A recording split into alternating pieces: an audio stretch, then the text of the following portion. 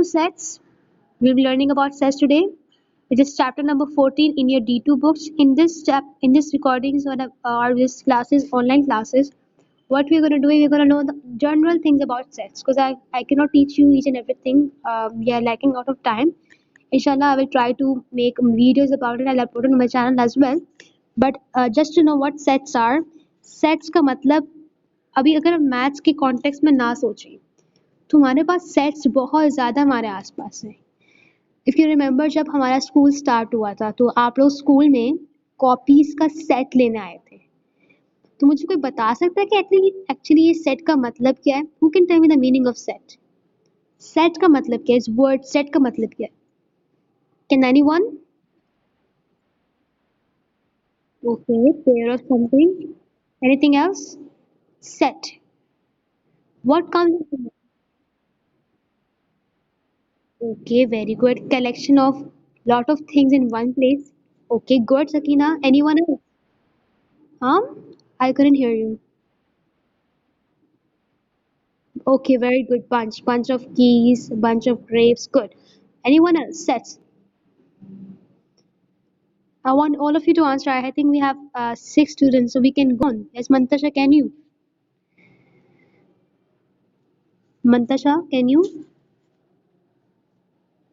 What comes in your mind when you hear the word sets? If Kasim can tell me. Kasim, can you hear me?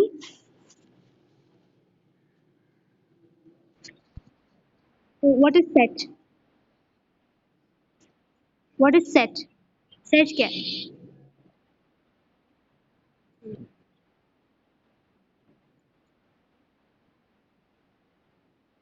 Okay. Together. बिल्कुल. Very good. Very good try. Good try. So basically set हमारे पास आसपास बहुत है. आप अगर खिड़की में खड़े होते हो ना, just look outside. You can see birds एक साथ बैठे हुए हैं. So there are sets of bird around you. If you just look outside, you can see plants. So plants में अगर हम बात करें एक tree के ऊपर कितने सारी leaves हैं? There are variety of trees. That's a set. Okay, then leave looking outside. Come inside your house. Look into your pencil box. You have variety of pencils together. That's the sets of pencil. Go to your cupboard. Open your cupboard. You find your clothes there. Set of clothes.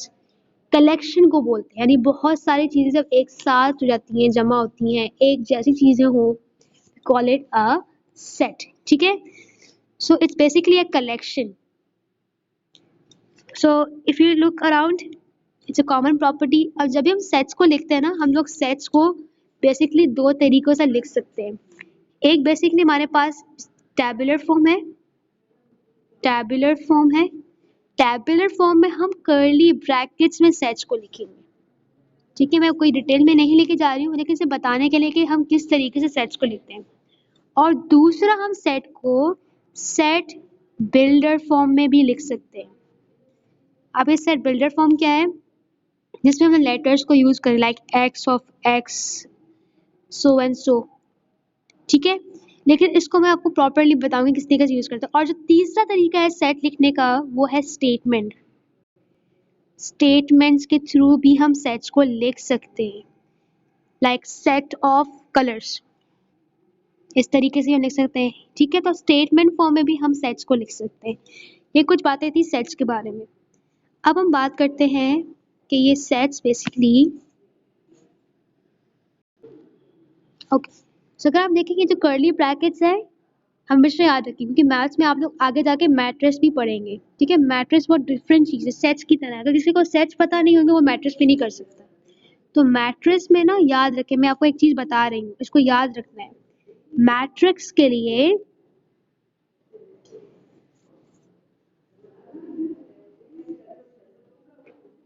I think spelling CE, I don't remember actually, हम लोग square brackets का इस्तेमाल करते हैं. ये बात याद रखनी है सबने. ठीक है, क्योंकि जब आप लोग मैट्रिक्स पढ़ेंगे, I think x if not wrong, तो मैट्रिक्स के लिए हम लोग हमेशा स्क्वायर ब्रैकेट्स यूज करते हैं, और सेट्स लिखने के लिए हम हमेशा कर्ली ब्रैकेट्स यूज करते हैं. ठीक है, ये याद रखिएगा कि ये हमेशा सेट्स जो है ना, हम लोग कर्ली ब्रैकेट्स में लिखेंगे. ठीक है, और मैट्रिक्स को हम लोग मोस्टली स्क्वायर ब्रैकेट में ही लिखते हैं।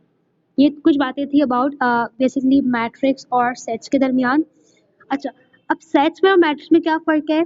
हम लोग नंबर्स को मैट्रिक्स में ना ऊपर-नीचे करके भी लिख सकते हैं, यानी रोज़ और कॉलम्स में। लेकिन सेट्स में हम लोग नंबर्स बिल्कुल स्ट्रेट लाइन में लिखते हैं। और आगे भी मज़ीद पढ़ेंगे ये डिफरेंसेस क्या है, लेकिन सिर्फ इतना पता हो कि मैट्रिक्स क्या है और सेट्स क्या है, ठीक है? अब सेट ये जो मैट्रिक्स है ना, ये भी सेट से ही बनता है, ठीक है? अब वापस आते हैं हम लोग सेट्स की तरफ। नंबर्स इनसाइड द ब्रैकेट, यानी वो नंबर जो किसी भी कर्ली ब्रैकेट के अंदर है, क्योंकि वो सेट्स का हिस्सा है इसलिए हम उसको एलिमेंट कहते हैं। वो नंबर जो किसी भी सेट का हिस्सा हो, we call it the element, ठीक है? जो कि ब्रैकेट के अंदर, the ones which are inside the bracket are known as the element. Is it clear? Dot dot dot मतलब होता है कि ये कभी एंडिंग नहीं होगी। क्लियर? Any problem? हर एलिमेंट के बाद हम लोग कॉमा लगाते ताकि हम बता सके कि ये अलग अलग है, सेपरेट बताने के लिए। Any problem here class? Is it clear to you all?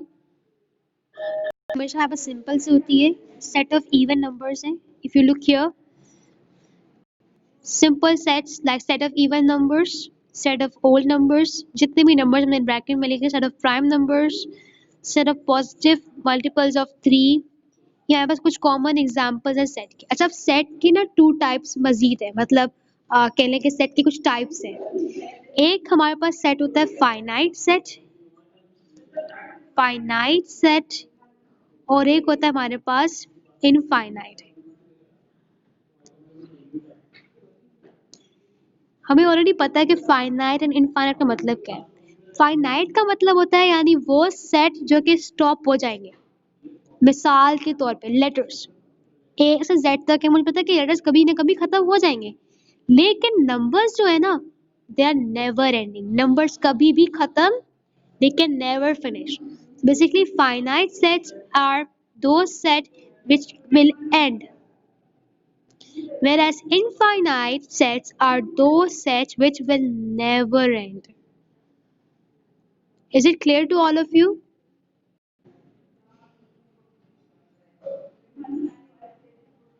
There are some symbols. आज हम करेंगे दो symbols करेंगे, ठीक है? आज हम करेंगे एक तो यूनियन और एक हम करेंगे intersection.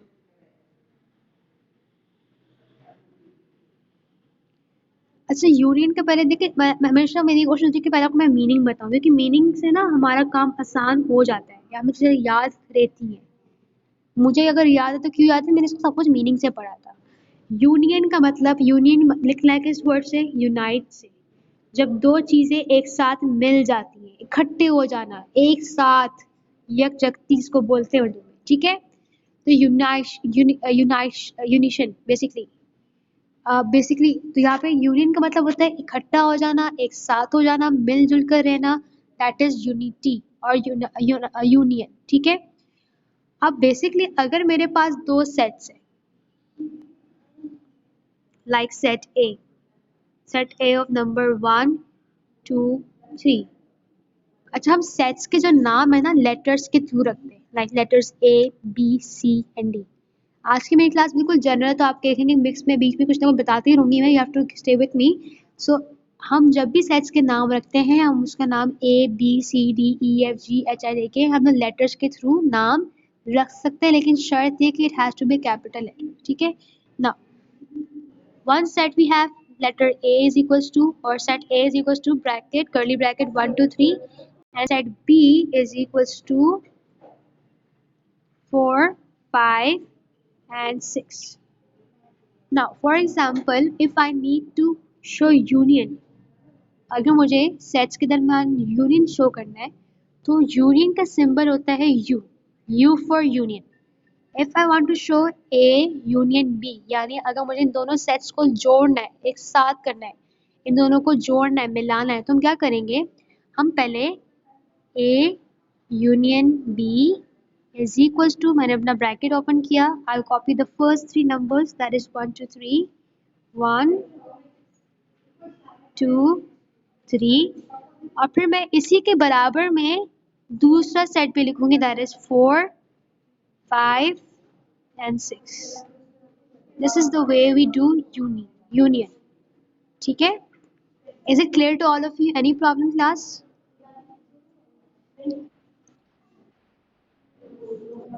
Others, where are other people? Are you all listening? दे रही ताकि हमारी बातें मजीद क्लियर हो जाए. I know it's already out of time, but just let me conclude it. So basically, let's suppose अगर मेरे पास एक set है like set A is equals to A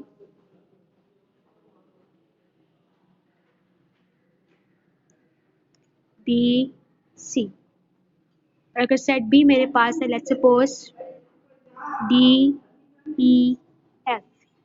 अगर मुझे कहा जाए कि इन दोनों सेट्स के दरमियान यूनियन करें, यानी इन दोनों सेट्स को अगर ज्वाइन करना है, कैसे करेंगे? हम A यूनियन B लिखेंगे is equals to curly bracket open.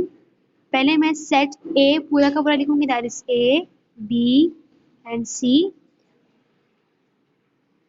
इसको मैं थोड़ा सा नीचे लिख रही हूँ ताकि सब कुछ क्लियर हो जाए. A B and C.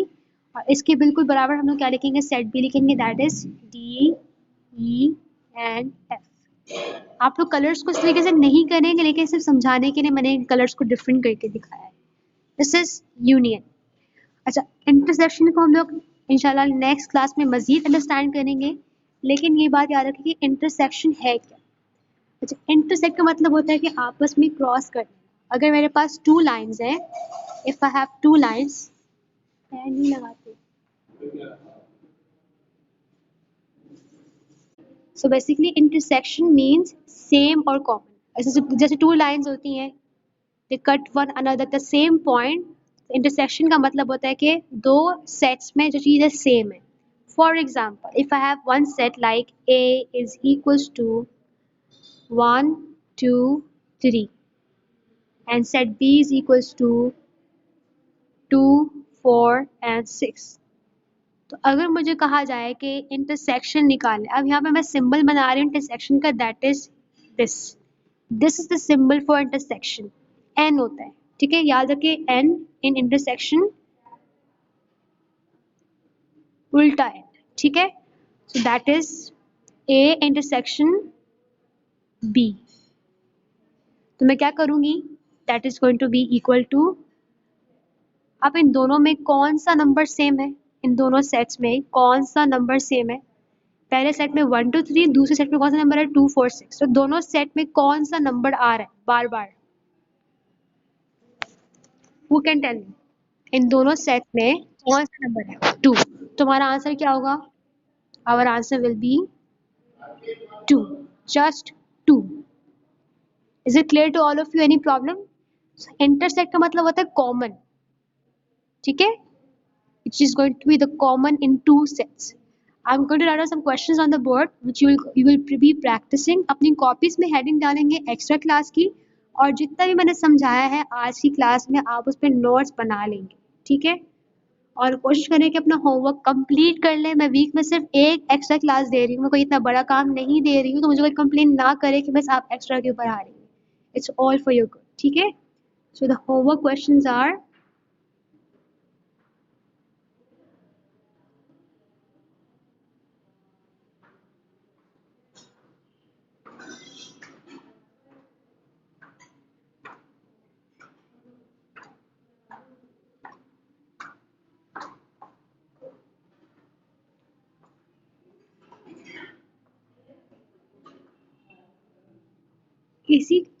इसी सेट्स का आप ए यूनियन बी निकालेंगे, और इसी सेट का आप लोग जो है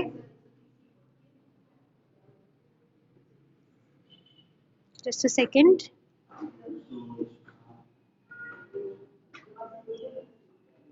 हाँ, इसी सेट का आप ए इंटरसेक्शन बी भी निकालेंगे. अच्छा, याद रखिए अगर हमारे पास यूनियन के लिए आ रहा है, अगर हमें दोनों सेट्स को ज्वाइन करना है, तो इसमें भी 8 है तो इसमें भी 8 है, तो हम 8 एक दफ़ा ही लिखेंगे, ठीक है. दैट्स योर होमवर्क, ये आपका होमवर्क है. That's up with the class. Take care. अल्लाह हाफिज़.